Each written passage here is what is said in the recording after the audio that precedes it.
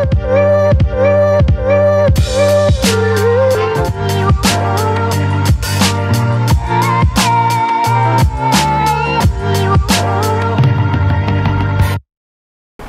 and welcome back teman-teman netizen atau warganet yang saya hormati semuanya. Di konten terbaru hari ini saya ingin membahas tentang rencana dari Coach Sintayong yang akan membawa 30 pemain untuk mengikuti TC Timnas Indonesia di Turki mulai tanggal 20 Desember sampai tanggal 6 Januari tahun depan, sebelum nanti Timnas Indonesia akan berjuang di Piala Asia yang akan diselenggarakan di Qatar mulai tanggal 12 Januari tahun depan. Dan seperti yang sama-sama kita ketahui teman-teman, bahwa pertandingan pertama dari Timnas Indonesia adalah menghadapi Irak pada tanggal 15 Januari. Jadi tentu persiapan dari Timnas Indonesia harus maksimal, mau nggak mau. Karena Timnas Indonesia juga berada di grup neraka ya. Sebab Indonesia berada satu grup dengan Irak, kita tahu tim yang kuat ya di kawasan Asia. Kemudian Jepang, tim yang lebih kuat daripada Irak di kawasan Asia, bahkan adalah tim yang langganan lolos ke Piala Dunia. Dan kemudian ada Vietnam, salah satu rival kita di kawasan ASEAN. Jadi tentu tidak akan mudah bagi Timnas Indonesia untuk bisa lolos dari fase grup.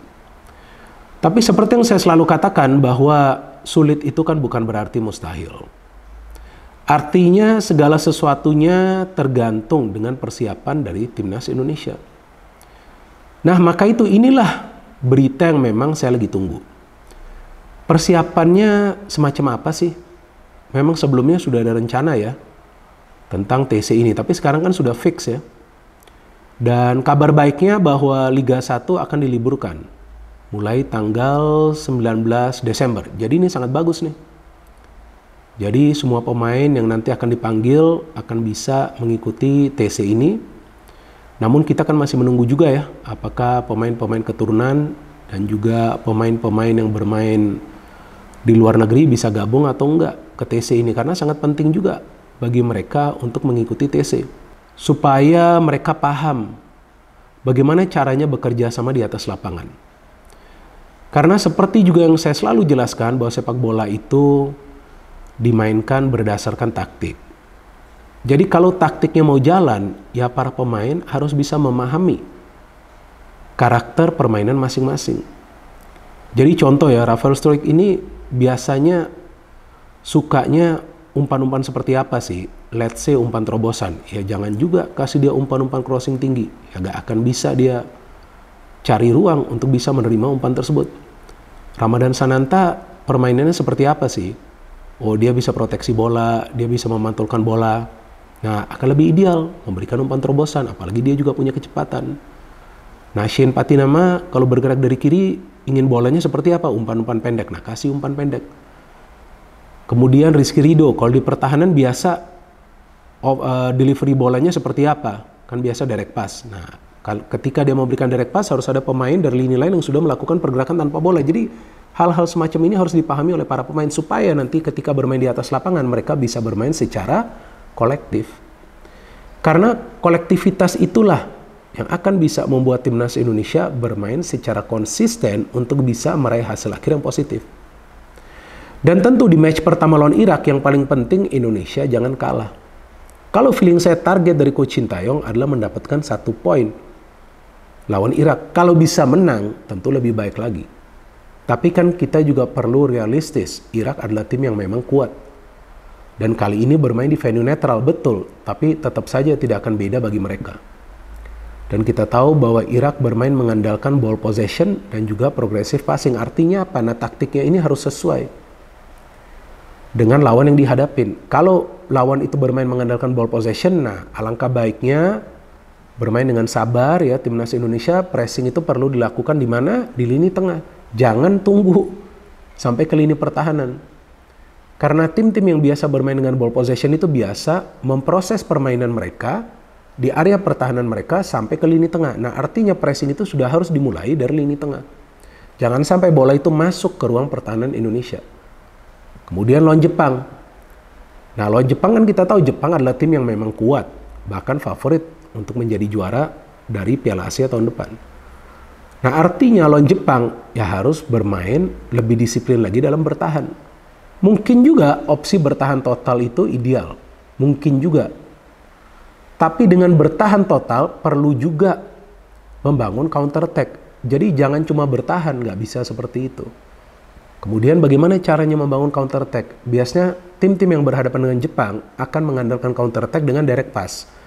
Karena Jepang sekarang mainnya dengan garis pertahanan yang tinggi. Kemudian lawan Vietnam. Lawan Vietnam harus keluar menyerang.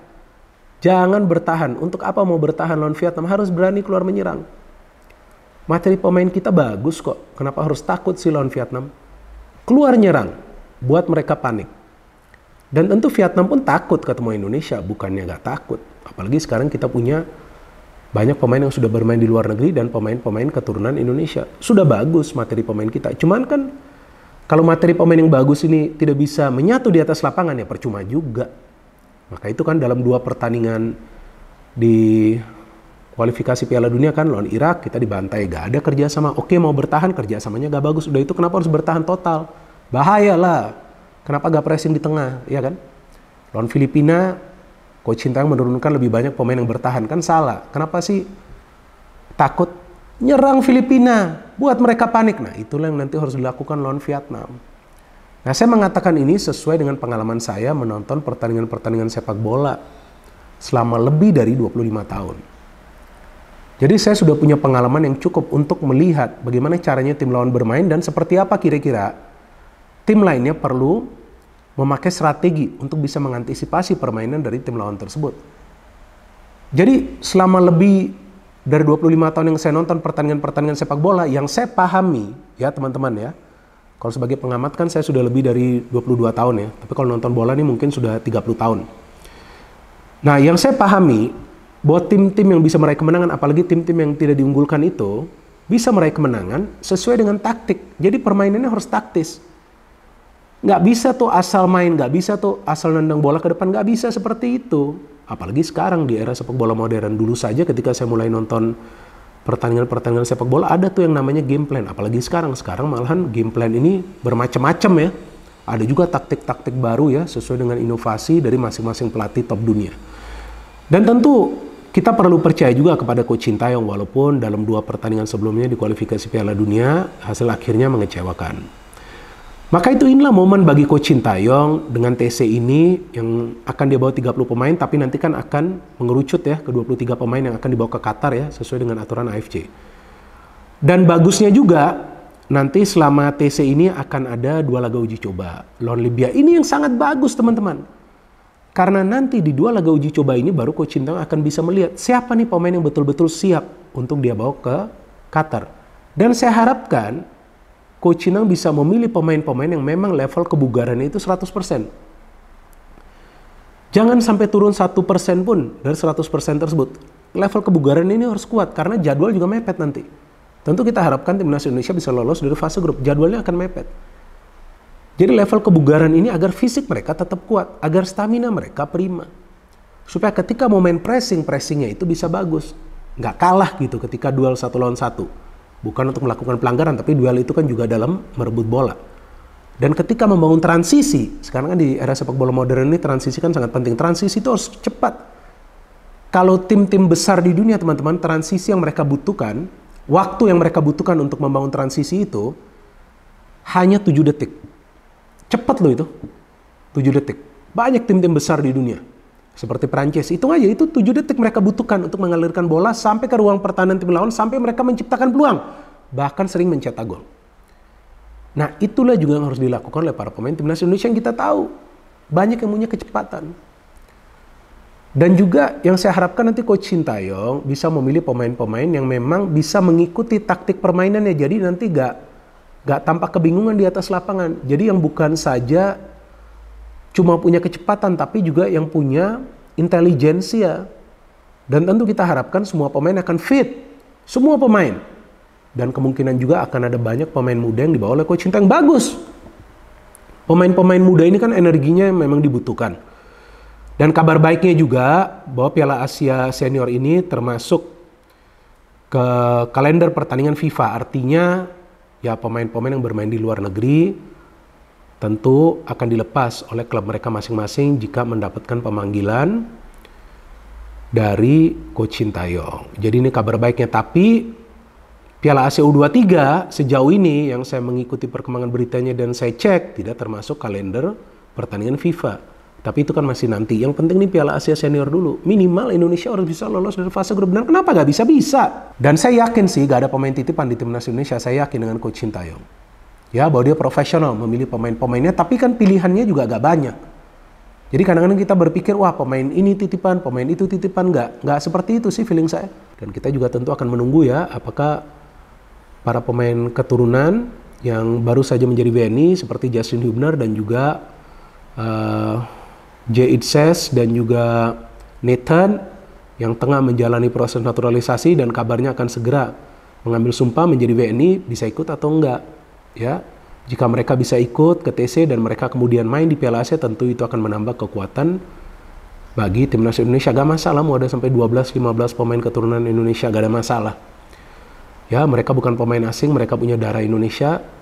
Jadi sekarang mereka juga sudah termasuk pemain Indonesia. Dan mereka tentu dibutuhkan untuk menambah kekuatan dari timnas Indonesia untuk meningkatkan level permainan dan agar bisa bersaing di Asia. Jadi bukan cuma menjadi tim pelengkap. Dan saya masih menunggu nanti pemain-pemain mana saja yang termasuk 30 pemain yang akan dibawa ke TC. Nanti ketika sudah dirilis, saya akan memberikan konten untuk membahas tentang pemain-pemain mana saja yang akan dibawa dan kira-kira pemain mana yang nanti akan termasuk 23 pemain yang akan dibawa ke Qatar. No hate, no politics, only football. Salam sepak bola.